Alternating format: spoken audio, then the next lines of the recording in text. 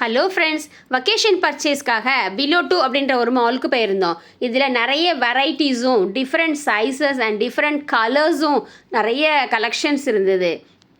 இங்கே formal dresses மற்றும் night dresses, nighties, gowns, சின்ன பிள்ளைங்களுக்கு நல்ல ஃப்ராக்ஸு அதுபோல் இஷ்டம் போல் இருந்ததுங்க.